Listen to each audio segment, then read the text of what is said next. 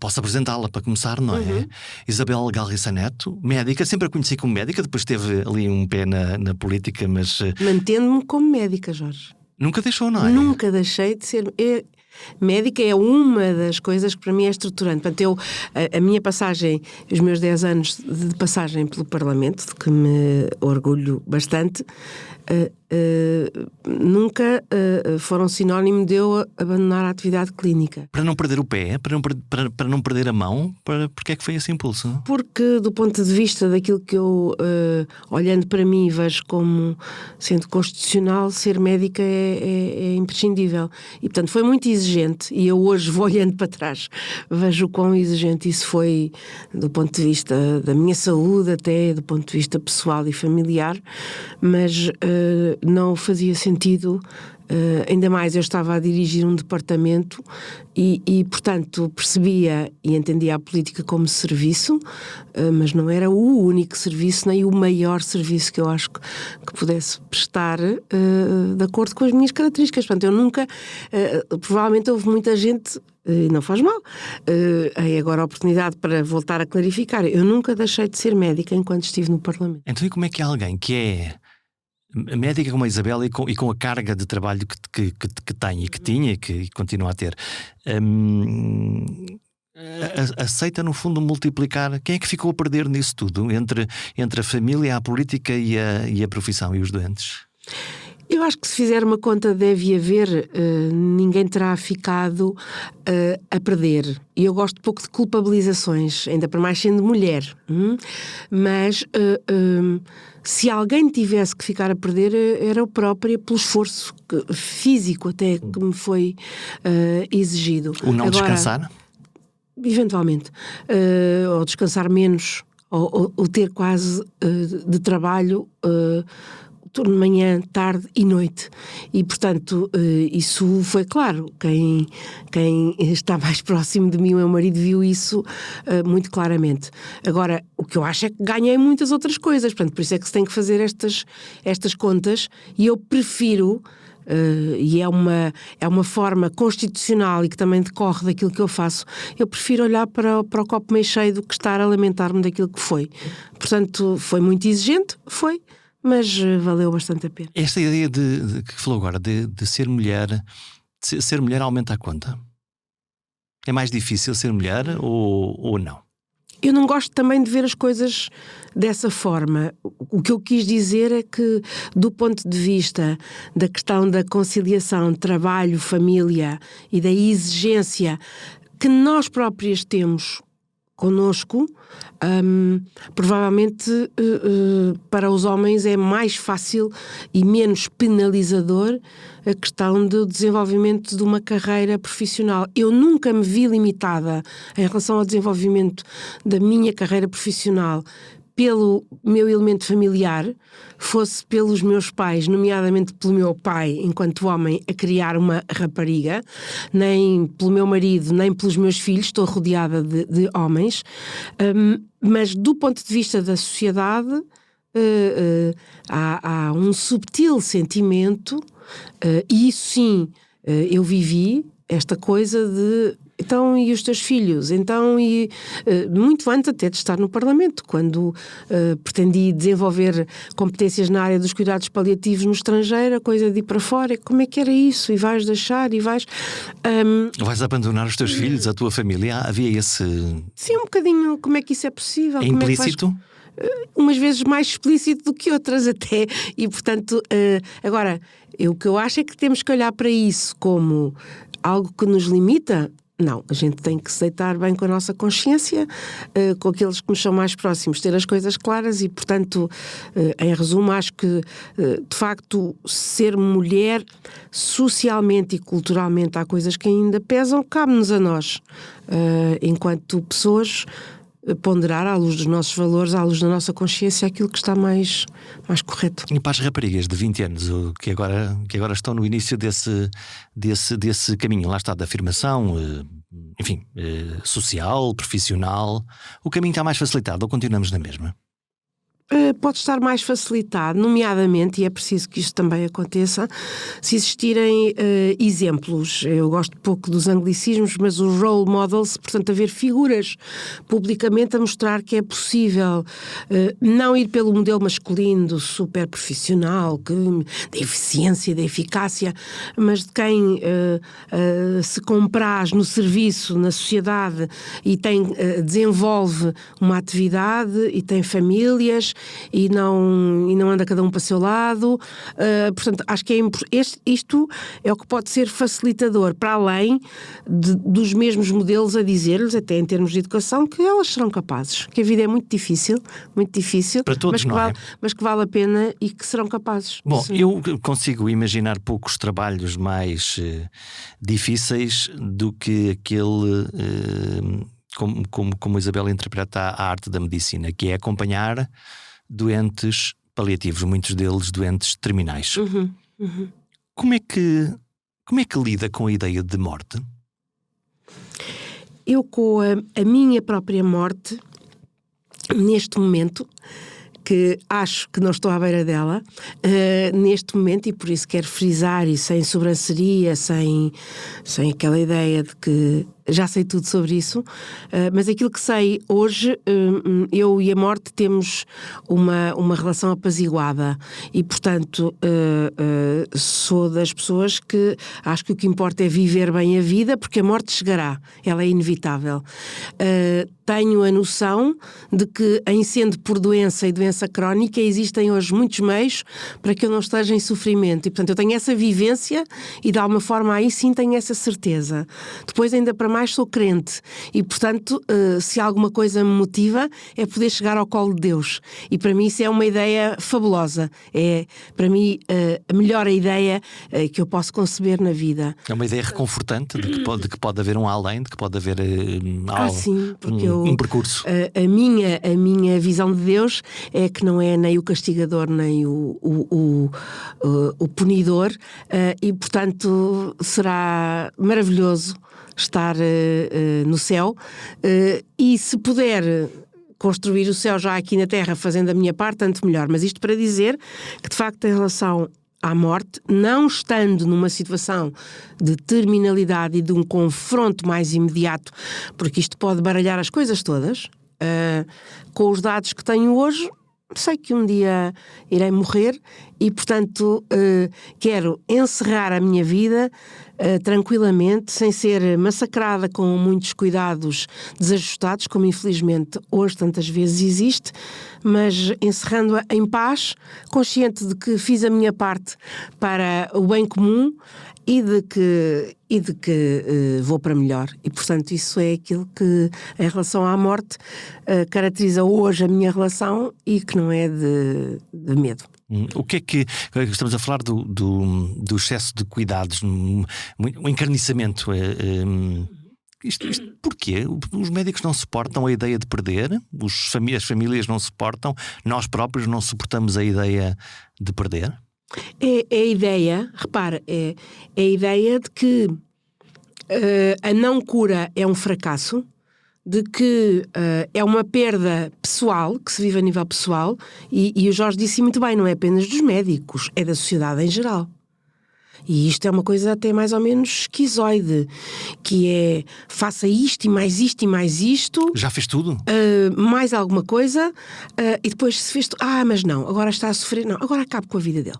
Isto é uma coisa completamente que nós vemos essa discussão hoje, e portanto é lamentável, digo eu, que do ponto de vista da sociedade não tenhamos de facto esta ponderação para entender que existe a possibilidade da cura. E existe cada vez mais a realidade da não cura, da cronicidade. Porque nós vivemos 80 e tal anos, olha que bom. Infelizmente os últimos 15 não são vividos com muita qualidade e precisávamos de investir aí muito mais. E depois o que acontece é que achamos e continuamos a fazer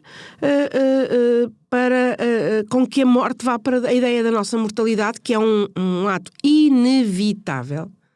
Portanto, eu sublinho isto porque acho que é de muito pouca maturidade, muito pouca coerência, de muito pouca visão que o ser humano negue uma inevitabilidade. Mas é tabu. Também. Mas isto só para dizer que, de facto, a obstinação existe vinda desta ideia de que nós não temos limites e, portanto, sobrepomos-nos a tudo. Mas isso por um lado... Até à própria morte. Até à própria morte. E, portanto, não pode haver terminalidade. Porque nós somos invencíveis. Porque nós vamos dar a volta a isto. Por outro lado, isso empurra ao limite, não é? Esse encarnecimento, por um lado, é mau em termos de qualidade de vida, em termos dessa percepção da derrota. Por outro lado, é isso que está sempre a forçar um bocadinho o limite. Mas mais uns meses, mais uns anos, É essa a ideia, que é, nós não temos limites. O homem como medida de tudo. Eu não acho que nós sejamos a medida de tudo. O homem como medida de tudo. Portanto, eu quero forçar aquilo que eventualmente me limita, e a morte é de facto o limite maior, eu quero tentar atirar-lhe bolas e dizer, não, tu não és o meu limite. Eu acho que há outras maneiras de o fazer. Agora, preocupa-me bastante, porque é preciso deixar claro que a obstinação é má prática, censurável pelo código deontológico dos médicos e de outras profissões. É má prática porquê? Porque ela desumaniza, ela vai infligir sofrimento às pessoas. E sofrimento que é inútil e desproporcionado. Eu relembro que nós, em termos do nosso mandato e do juramento de Hipócrates, nós estamos duplamente obrigados a fazer o bem. Primeiro, a não fazer o mal, primo non nocere, e depois a gerar benefícios. E, portanto, a medicina tem tanto esta preocupação que o diz duas vezes de formas distintas. E, portanto, implica saber parar. Implica saber adequar. Eu não gosto, e falo disso no livro, eu não gosto de saber, a ideia do parar. Porque quantas vezes ouvirá depois o tal padrão de que, mas desistiu de lutar por ele? Mas está a baixar os braços? Mas está a tirar a toalha ao chão? Não. Isso só faz sentido se nós tivermos como modelo a ideia de que eu tenho que fazer tudo e mais alguma coisa.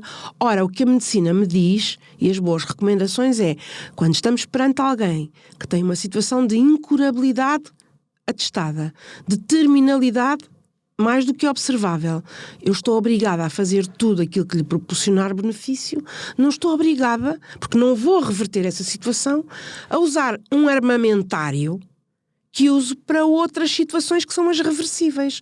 O que vai acabar por acontecer é sujeitar essa pessoa a cuidados de saúde que são desajustados e, portanto, o que nós não estamos a falar aqui é de parar.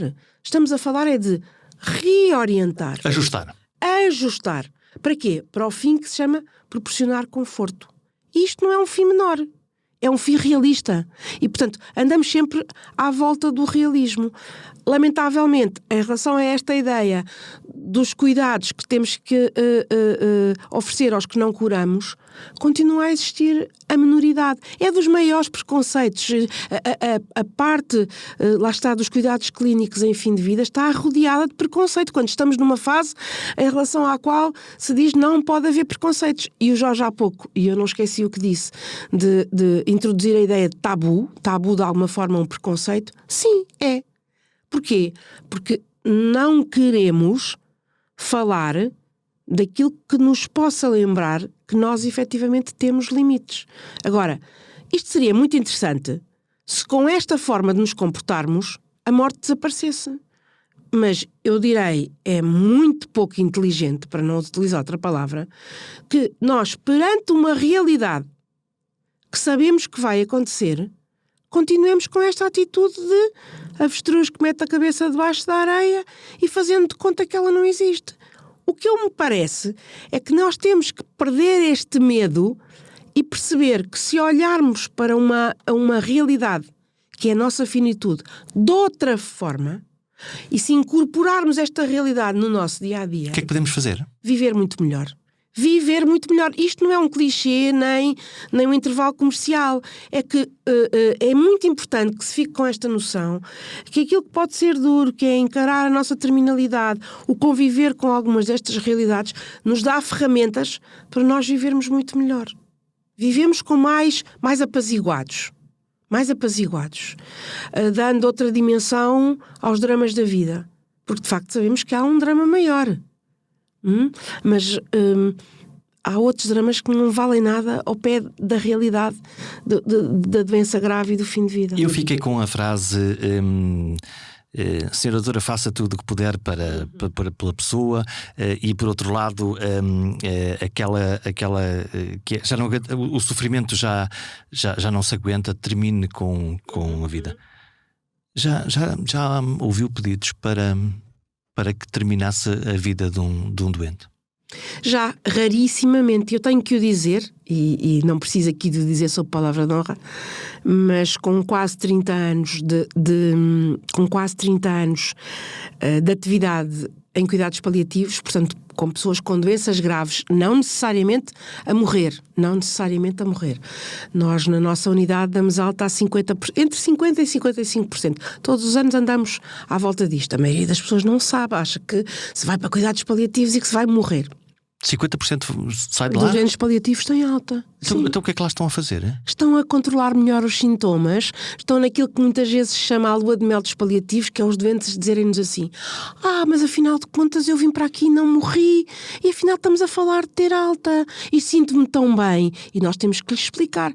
A doença não desapareceu, seja o cancro, seja outras várias doenças, está aí muito bem controlado. Reduziu-se os sintomas, controlou-se... Por isso é que chamamos lua de mel, porque as pessoas chegaram a intenso sofrimento por descontrole sintomático. Lamentavelmente, uma grande fatia dos médicos não sabe o que fazer para atuar nessa situação. E, portanto, o que eu queria dizer... Como é que é isso? Já lá vamos. Então, deixe-me à outra, porque eu não gosto de deixar Eu quero saber, a pergunta tinha a ver com se os já tinham ouvido, se tinham pedido... Em milhares de doentes, eu já vou a caminho de mais de 8.000 doentes, eu dir-lhe-ei que isso não me aconteceu em mais do que duas mãos. Em milhares de doentes. 10, o que é uma percentagem, enfim, é preciso perceber. Irrisória. E perceber de que forma esses pedidos surgem habitualmente de desespero. E são, em primeiro lugar, um pedido de ajuda. Mais do que a questão de eu quero que me mate, porque é preciso, e eu preocupo-me bastante com estas temáticas, porque há muita ignorância, efetivamente. É preciso distinguir isto de quem me dera morrer. Isto chama-se expressão do desejo de morrer. O Jorge e eu conhecemos pessoas que, à beira do desemprego ou no desemprego, dizem quem me dera morrer. Já não vale a pena. Não, querem sair. Eu já tive vontade de morrer. Em situações limite da minha vida, que não têm que ver sequer com doença, mas com situações familiares. E, portanto, o desejo de morrer, a expressão do desejo de morrer, é uma expressão do limite do ser humano, que está em desespero e que diz, eu não aguento mais viver. Que é diferente de dizer, eu quero que me matem. Ou mesmo dizer, eu quero me matar. Entre o suicídio, o pedir para que um médico, neste caso, tecnicamente o possa ajudar, estamos a falar da eutanásia. Executar a sua morte. Não é? Executar a sua morte, que não tem nada a ver com morte assistida. Portanto, o que nós estamos... Mas não quero fugir, até porque me faz alguma confusão que só possamos falar de cuidados paliativos quando vem a eutanásia à mistura, quando eles têm uma identidade e um corpo e tanta coisa interessante para se discutir, mais para clarificar, porque a ignorância é imensa. Portanto, isto para lhe dizer o quê? Que daqueles menos de 10 doentes que me fizeram o pedido, por favor, mate-me, e acredito que não foi agora durante este último ano de discussão, em que não tive nenhum em que isso acontecesse, nós também sabemos que há pedidos que são inconsistentes, ou seja, que são flutuantes. E, portanto, um pedido desta natureza e com esta gravidade, alguém tem que perceber que não é em 2 semanas que se toma uma decisão. Há um momento de fragilidade. Pode haver, e há inconsistência. E no dia a seguir dizer, não, aquilo que eu disse não é bem assim. E, portanto, o que eu lhe quero dizer é que não é a realidade mais plausível. O que é que se responde a um doente que pede isso de forma consistente? Queremos falar com ele e perceber o porquê. E o que é interessante ir perceber? E isto dava aqui uma longuíssima conversa.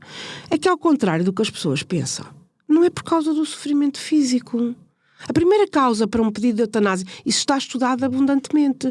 Não é porque tenho dores insuportáveis, não é porque tenho uma falta de ar insuportável. A primeira causa é porque a minha vida não tem sentido. É porque estou a ser uma sobrecarga para os outros. Já pensou o que é que uma sociedade tem a oferecer a estas pessoas? É dizer-lhes que executa a morte delas ou é dizer que as ajuda a viver de outra maneira? Para mim, pessoalmente, respeitando quem possa ter outras visões e de acordo com a minha experiência, eu sei que tenho ferramentas para não ter as pessoas em sofrimento físico intolerável. E também sei que há muitas ferramentas que as pessoas desconhecem, que a maior parte dos médicos, vou voltar a dizê-lo, já o disse há pouco, desconhece, que são terapias promotoras da dignidade, terapias promotoras da busca de sentido. Nós temos que trabalhar com elas em cuidados paliativos.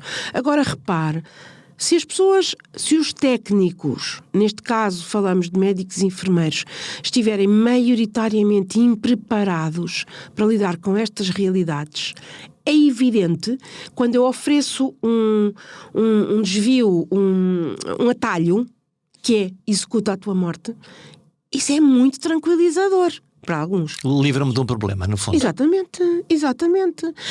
Da forma, e portanto, mais uma vez, conhecendo a realidade, e eu conheço-a relativamente a países onde trabalhei, quer a Grã-Bretanha, quer o Canadá. O Canadá tem uma lei da eutanásia terrível nos últimos 5 anos, e eu trabalhei no Canadá há 10 e há 20 anos, e vi a evolução no Canadá atualmente, e eu não tenho dúvida que estas pessoas estão em sofrimento intolerável. Há eutanásias concedidas a pessoas que não têm condições de ter uma casa, porque o Estado não lhes deu uma casa, e eles dizem, eu estou em sofrimento intolerável, eu sou pobre, o Estado não me acode, e portanto eu tenho uma razão para não continuar a viver. Que é uma razão que não tem nada a ver com saúde. Não, tem que ver com sofrimento intolerável. É um desamparo. Agora, repara, social. É um desamparo social. Exatamente. E isto vem como apaziguador de consciências. Esta solução mágica, entre aspas. Repare, nós sabemos uma coisa, e sabemos-la.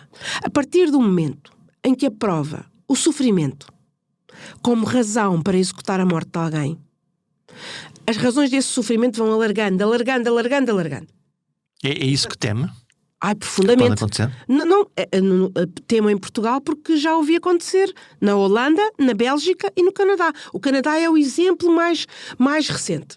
É o exemplo mais recente, e eu lamento porque, olhe, os mídias não vão falar disto. Os mídias não têm querido falar disto. Não têm, por exemplo, querido falar de que a Grã-Bretanha, à 12ª ida ao Parlamento de uma lei de eutanásia, ela é chumbada. Estas realidades não se sabem. Porque existe um lobby poderoso, não tenho medo nenhum de o afirmar, existe um lobby poderoso que quer trazer para a agenda e fazer aprovar a lei de eutanásia. Eu lamento que não haja esse lobby poderoso. Olhe, assumo a minha cota-parte de responsabilidade de não ser capaz de criar um lobby poderoso, mas isso não é sexy, não é charmoso, para defender mais os cuidados paliativos. E isso sim tem sido uma causa da minha vida. Para dizer que é criminoso, é fraturante que dezenas de milhares de portugueses não tenham acesso aos cuidados paliativos e não haja um clamor social à volta disso. Quer dizer que se morre mal em Portugal? Claramente. E agora muito mais. E veja como o meu tom de voz se modifica. Estou a notar. Veja como o meu tom de voz se modifica, porque efetivamente é uma coisa que vem das minhas entranhas.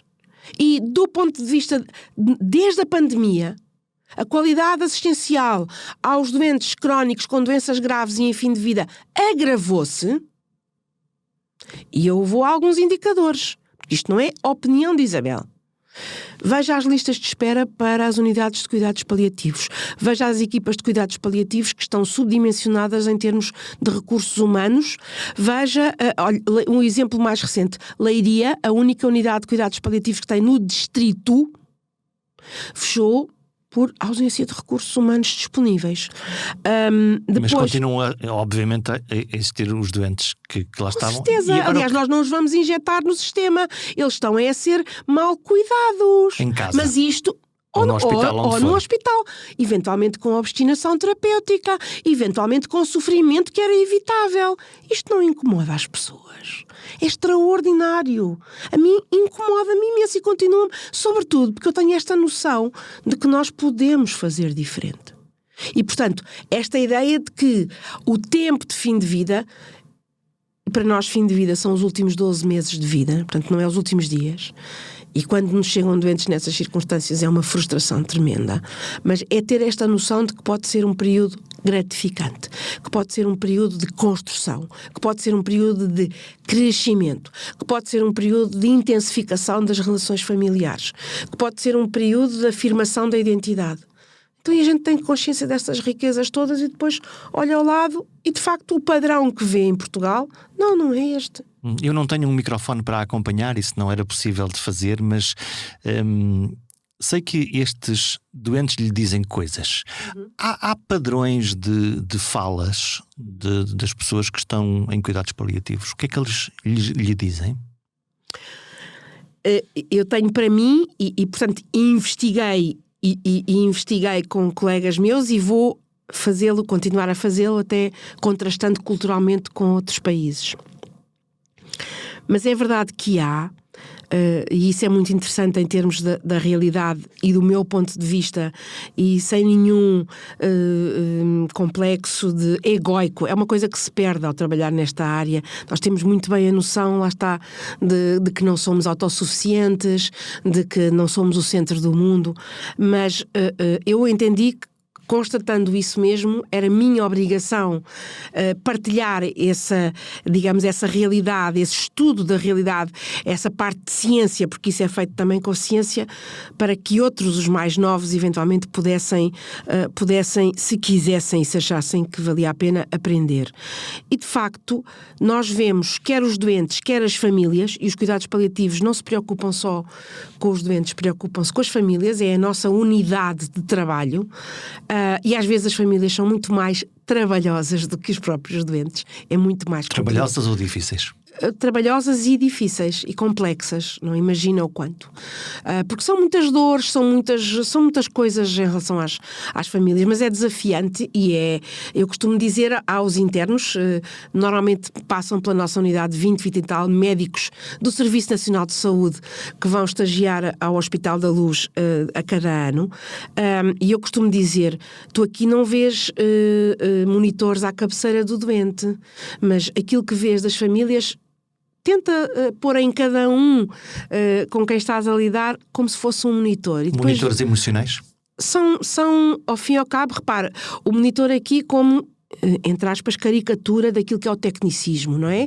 E, portanto, daquilo que as pessoas esperam da medicina. Felizmente nós não precisamos, nem tem que haver esse tecnicismo para garantir, o tecnicismo é outro, esse não tem que existir para garantir o bem-estar. Agora, isto para dizer que efetivamente há padrões, quer dos doentes, quer das famílias muito aquela ideia do faça tudo o que puder, esquecendo que o fazer tudo é tudo o que for adequado, mas não tudo aquilo que é conhecido. O professor Daniel Serrão tinha essa expressão, que é fazer tudo o que é devido, mas não tudo o que é possível. E, portanto, o que nós devemos é o que gera benefício. Mas é preciso saber explicar isto e saber ter essa capacidade de conversar com um doente, com um doente e com um familiar. Ora, às vezes, não havendo essa capacidade de conversar, e isso é também uma das coisas que a mim me preocupa, porque eu vejo as novas gerações muito centradas nos gadgets e nessas coisas e têm um stress enorme de irem conversar com uma família. Aliás, a Universidade do Minho tem um estudo a demonstrar isso mesmo, não é? Que um médico jovem tem menos stress para ir fazer uma gasimetria, que é picar uma artéria, exige uma certa perícia, não é? Do que em ir falar com uma família. Repá, estamos a falar de falar e isso tem que acontecer. Tem medo de quê? Os jovens internos têm medo de quê nestas conversas? Do que a família possa perguntar e que não é igual a A mais B mais C. Repare. E há perguntas difíceis, não é? Exatamente. Qual é a boa notícia? É que isto pode ser treinado e antecipado. E que deveria existir treino formal de comunicação. Como é que são os médicos a comunicar, é? Pergunte isso aos doentes e às famílias e há evidência. É muito interessante. E repare, eu costumo sempre perguntar, e estou ligada quer à Faculdade de Medicina de Lisboa, quer à nova Faculdade de Medicina da Católica, que tem um percurso diferente e em que isso está presente desde o início.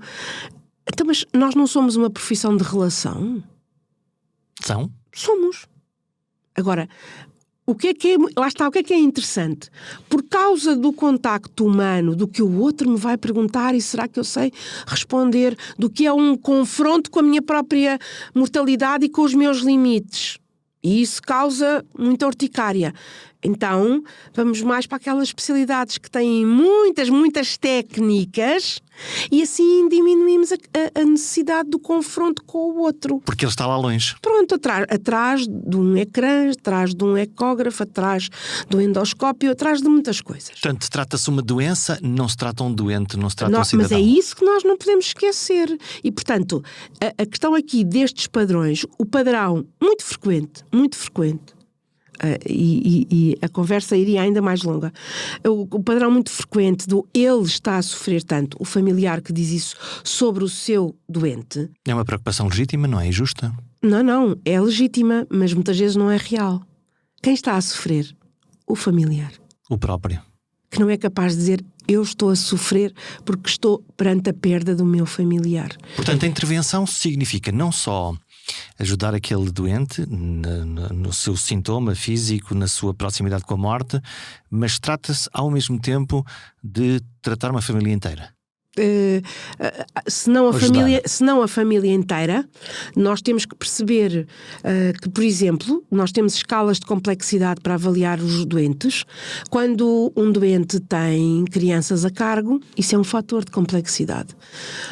Quando o doente tem aquilo que nós chamamos, independentemente da idade, assuntos inacabados, e assuntos inacabados pode ser um neto que está para nascer, uma filha que vive fora e que está para chegar. Isso acresce complexidade.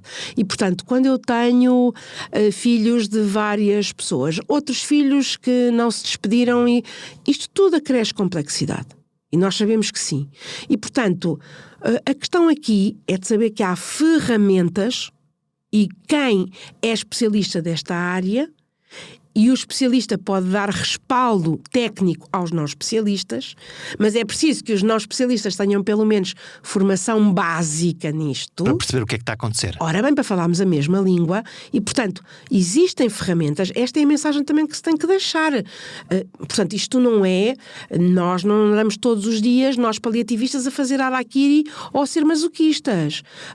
É, de facto, um desafio no sentido de, com ferramentas técnicas, ajudarmos também as famílias e a perceber, mas vamos lá ver, porque é que diz que o seu familiar está a sofrer? Ele não tem dor, não tem falta de ar, não está agitado, está tranquilo. Não está a comer? Não está a beber? Ora bem, e nós temos que explicar que não beber e não comer não significam causas de sofrimento quando está, por exemplo, nos últimos dias de vida, que é quando isso acontece. Isso significa fragilidade. Mas fragilidade não é necessariamente sofrimento. É, aliás, uma característica muito básica que nós não gostamos de olhar nos olhos, que é a nossa fragilidade. Nós, nos terremotos vemos a fragilidade do ser humano. Nas cheias vemos a fragilidade do ser humano. E, portanto, nós não gostamos de olhar para a nossa própria fragilidade, que é tantas vezes fonte de empoderamento para que tantos outros possam ajudar-nos. Mas isto para dizer que, de facto, há maneiras de explicar que provavelmente é o sofrimento daquele que vê o seu familiar a partir que está em causa. E então como é que nós podemos ajudar? Já viu que está a ajudar o seu familiar a estar confortável? Já viu que ele não está em sofrimento? Que isso seja para si apaziguador? Dar um sentido às coisas. Também isso tem que ver com revisões de vida, que é uma coisa que nós fazemos com os doentes que a querem fazer no final de vida e que muitos familiares ajudam o seu doente a fazer. O que é que eu fiz até agora? E que valeu a pena. Isso é aquilo que eu lhe disse no princípio da conversa, que é chegar ao final e de facto não sair pela porta pequena no sentido de que eu vivi toda a vida em piloto automático e não soube o que fui fazendo, e ao contrário dizer, não, eu fui ator da minha própria vida e estou orgulhoso com a vida que vivi. Há uma lista de arrependimentos? E lá está. Isso é muito interessante para ajudar a viver melhor. Lá está. Repara, as pessoas dizem tantas vezes, se eu soubesse, isto são padrões dos doentes, não é? Se eu soubesse o que sei hoje, mas há 30 anos atrás, há 10 ou 15, não sabia. E isso é uma das coisas, porque a culpa é muito corrosiva. E é uma das coisas importantes, é de nós dizermos, mas de que é que vale a pena a culpa? A culpa tem que ver com o que está para trás. Está feito. Está feito, posso aprender e modificar para a frente. É isso que eu eventualmente... Só que neste caso estes estudantes não têm o para a frente, não é? Ainda têm para a frente, tem um bocadinho, ainda não é? têm para a frente. E lá está.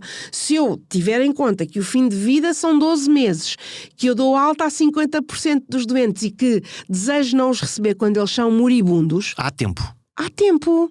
Há tempo. Há tempo para escrever cartas, há tempo para fazer almoços, há tempo para ter visitas de pessoas significativas, há tempo de... eu estou-me a lembrar de uma visita esta semana e estou muito à vontade. Muito à vontade.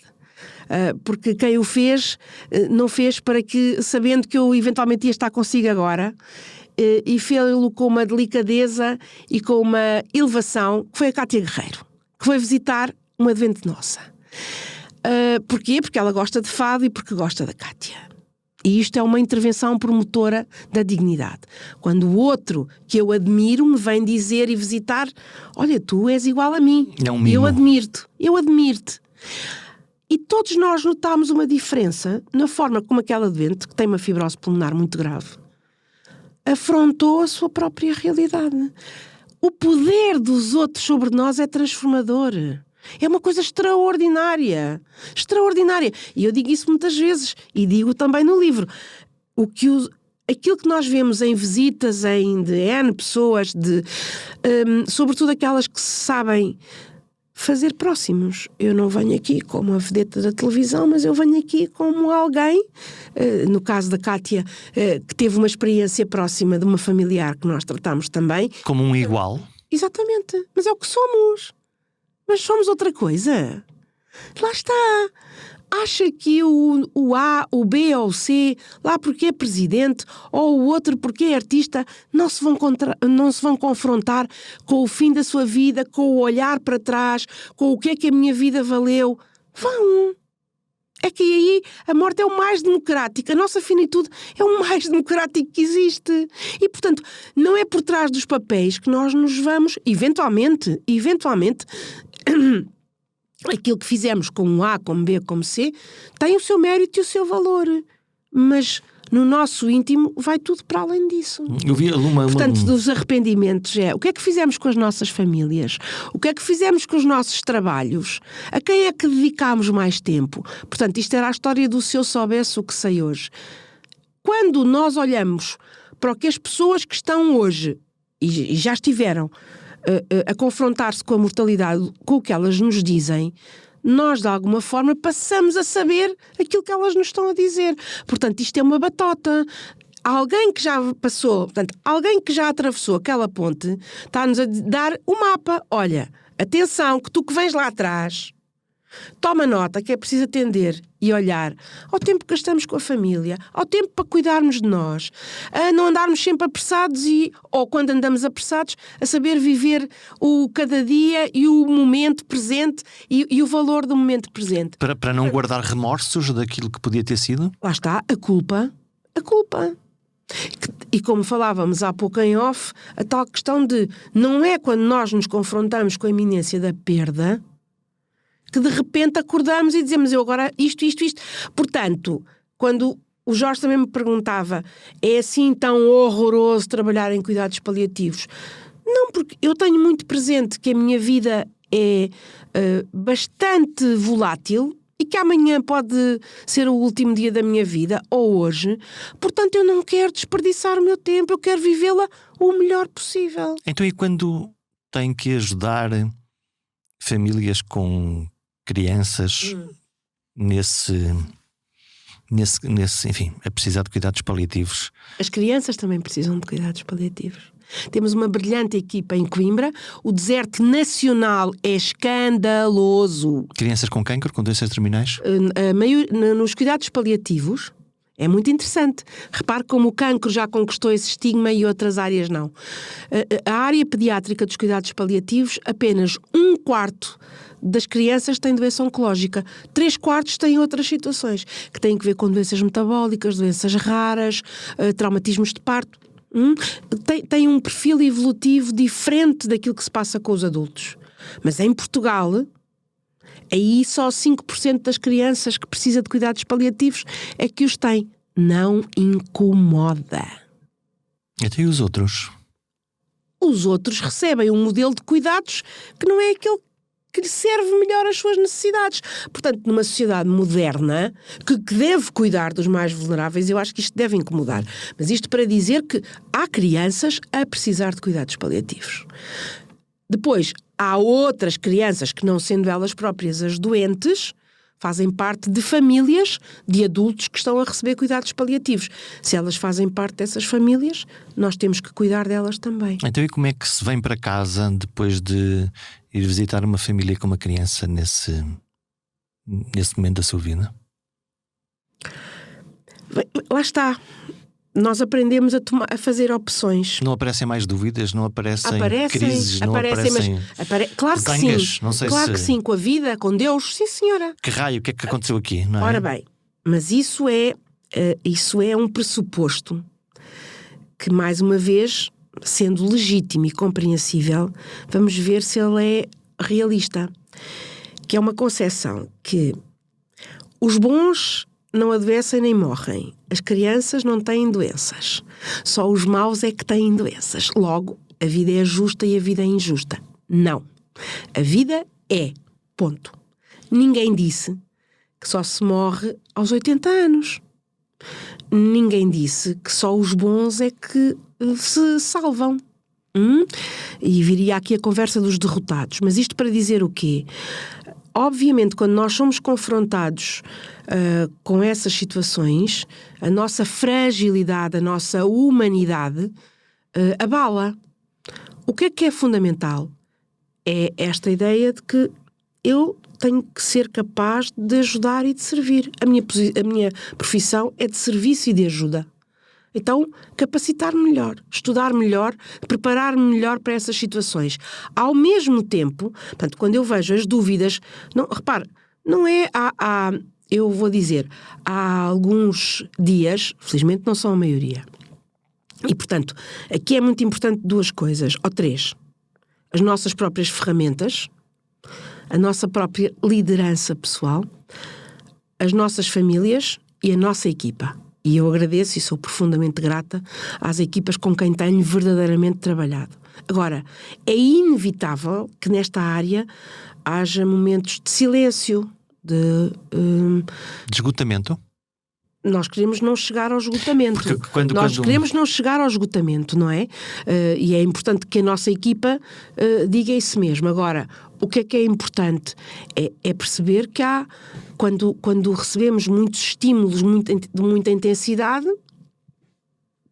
às vezes são retiros de 1 hora, às vezes são retiros de 2 dias, no sentido de silêncio. É tanta coisa, e depois encontrar o norte e o azimute. Porque eu tenho uma opção. Ou me deixo afundar por essa realidade, ou venho dizer o que é que esta realidade que existe me interpela e pede que eu faça. A cada um de nós interpelará de maneira diferente. Agora, a mim, que objetivamente e nada arrependida escolhi esta área há muitos anos atrás, a questão aqui é de perceber como é que nós podemos ajudar. E podemos. Na minha equipa, por exemplo, nós temos um projeto de apoio no luto. O depois? O depois, que começa antes da morte. Como é que é isso? A preparação para o luto, para a perda maior, começa antes da morte. E depois temos, inclusivamente, ferramentas para identificar aquilo que são chamados lutos patológicos, em que o luto é mesmo mais do que uma fase fisiológica que devia ser incrementada, vivida. Portanto, os padrões sociais não era dizer isto passa depressa e uma semana depois tu estás igual ao que eras de antes. É impossível. Isso enterrou-se o luto num sítio qualquer, não é? Então, mais uma vez, ele continua lá. E continua por um período fisiológico de 1 ano. E depois explode? Pode explodir, até anos mais tarde. E há até figuras públicas a falar do seu luto, que é mais ou menos patológico, legítimo, e que é sofrimento e que carece de acompanhamento. Falando publicamente do tema, sem conseguir ultrapassar aquele momento. Eventualmente, e quem somos nós para julgar era o que faltava, não é? Mas termos a noção de que também depois, e portanto, no caso dos paliativos, a definição de paliativos diz que é prolongando a ajuda pelo período do luto. Não são todas as pessoas que vão necessitar, mas algumas, com particulares vulnerabilidades, precisam de orientação. E repare, o período mais difícil do luto não é o imediato. Isto está estudado. É 6 meses depois da morte, quando as ajudas todas já foram embora, quando as presenças e o ruído e tudo o que havia para tratar já se tratou. E cai a ficha. E a consciência, sim, o cai a ficha que tantas vezes se diz. Portanto, em relação a essas situações, volto a dizer, é muito importante a consciência dos nossos limites. Outra coisa que nos perguntam muitas vezes, a propósito do que o Jorge está a dizer, que é a questão de, então, mas como é que se vive com isso? Então, repare, nós, do ponto de vista formativo, o que não acontece na larga maioria dos médicos, das áreas de diferenciação e formação, nós, na nossa área de paliativos, temos um acento tónico nos autocuidados. Faz parte da nossa formação. E, portanto, aquilo que se chamará self-awareness, eu insisti e volto a insistir com os médicos mais novos, na altura da pandemia isso foi evidente. Nós temos que ser, enquanto profissionais de saúde, porque expostos ao sofrimento inevitável. E não é preciso ser apenas nos cuidados paliativos. Nós temos que cuidar do nosso próprio instrumento, que somos nós. E, portanto, o Estado, sim, o patrão, isto, a família, mas nós em primeiro lugar. E existem formas de o fazer. De nos reequilibrarmos. De tratarmos de nós enquanto pessoas que nós somos cuidadores feridos. Temos as nossas próprias feridas.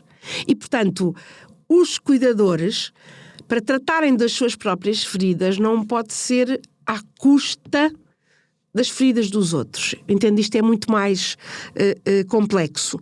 Eu tenho é que perceber quais são as minhas feridas e como é que me reequilibro e como é que... Mas isto é verdade, muito, muito verdade, para quem está em profissões de ajuda, que não só a saúde. Se alguém lida com toxicodependentes, no apoio social, com reinserção social. Portanto, isto são as tais profissões da relação, onde nós temos que encontrar o nosso equilíbrio. Eventualmente, o facto de eu poder apreciar viagens, o facto de eu apreciar, de eu perceber que o contacto com a natureza é reequilibrador, que o estar sozinho, ou às vezes estar acompanhado, a música, a meditação, a oração, o que quiser, eu vou procurar o desporto, tantas vezes. O tempo para si.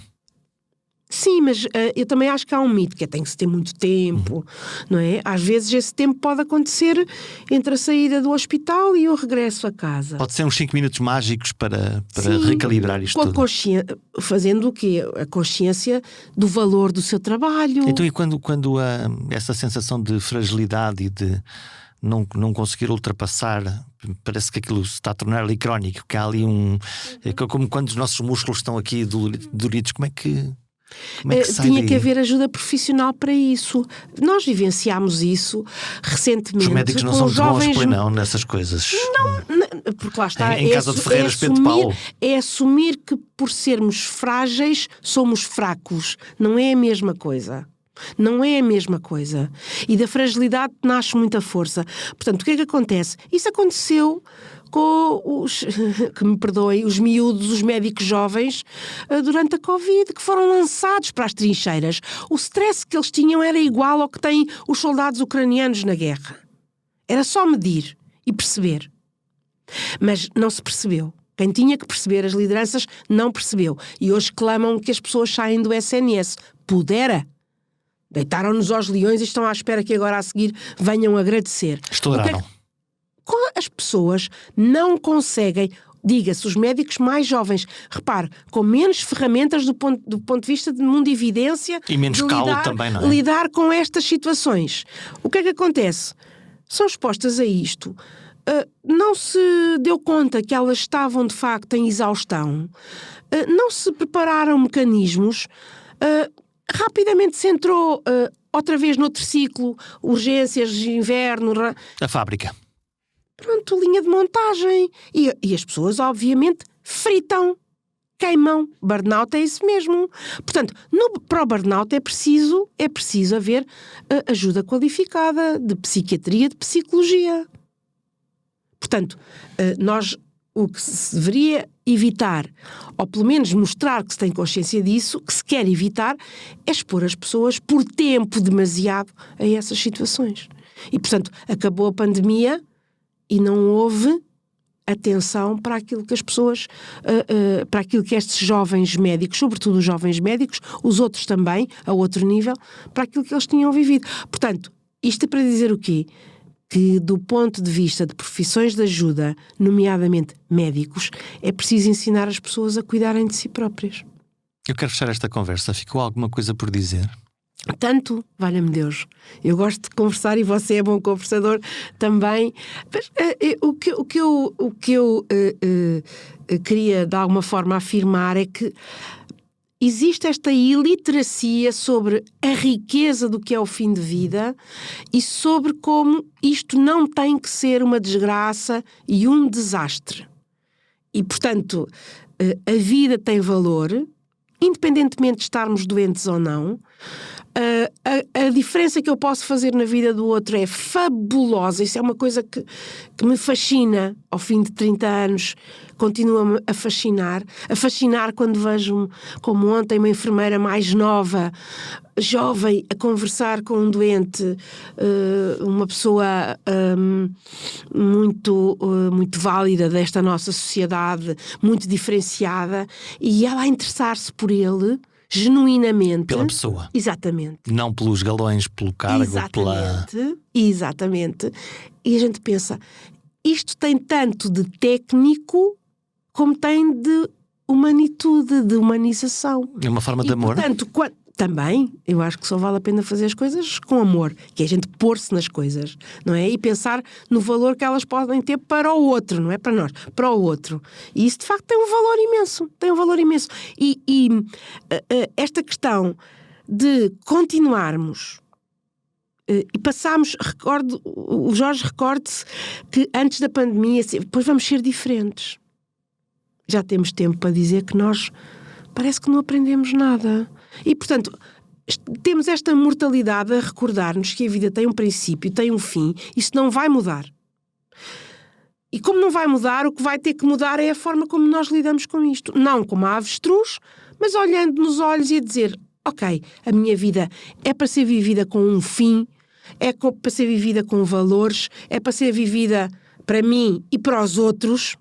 Eu acho que não vale a pena viver a vida só para mim, é uma grande chatice. E, portanto, o facto de nos confrontarmos com a mortalidade abre-nos para outras formas de viver e traz-nos mais qualidade de vida. Portanto, nem as pessoas, que infelizmente são milhares, têm que passar pelo que passam num sofrimento desacompanhado, e ele é desacompanhado, face àquilo que hoje nós temos como padrões de bons cuidados, nem tem que ser uma... E ao mesmo tempo revelar que aquelas que são bem acompanhadas nos vêm dizer a minha vida valeu a pena e este tempo é um tempo bom. Parafraseando a Inês Menezes, o que é um dia bom para si? Um dia bom é um dia em que eu fiz qualquer coisa de significativo pelos outros. E que se eu tivesse que estar à conversa com Deus, ele dizia, olha que eu hoje gostei daquilo que vi que tu fizeste. Tem sentido. Isso é um bocadinho uma soberba que eu acho que é permitida. É um dia com sol, é um dia com a minha família, é um dia intenso, tem que ser um dia intenso. Um dia intenso. Mas a intensidade não tem que ser sinónimo de fazer muitas coisas, é de viver com intensidade, de nos pormos nas coisas. Obrigado, Isabel. Muito obrigada eu, Jorge, foi um gosto.